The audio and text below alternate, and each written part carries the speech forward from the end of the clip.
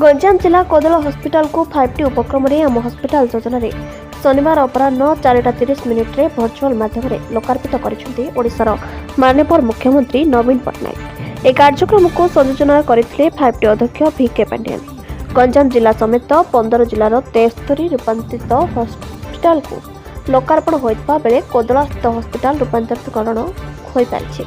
एक कार्यक्रम को सफलता करबा हॉस्पिटल को सजाइबा सह LED माध्यम कार्यक्रम में जनसाधारण को सामिल करा मेडिकल फलक को सम्मानीय कविसूर्यानगर विधायक लतिका प्रधान उन्मोचन करते। कार्यक्रम में वीडियो प्रज्ञा प्रियदर्शनी ब्लॉक अध्यक्ष प्रतिनिधि दुर्योधन गौड़, उपाध्यक्ष सुधाकर प्रधान, डाक्तर आदित्य प्रसाद साहू, डाक्तर जयदेव नायक, कोदला NSC कार्य निर्वाही अधिकारी कृष्णचंद्र रथ, सहायक जंत्री गोपाल कृष्ण गौड़, कनिष्ठ जंत्री धर्मेन्द्र बाटिया, NSC समस्त काउंसिलर समेत स्थानीय जनप्रतिनिधि जनसाधारण उपस्थित थे।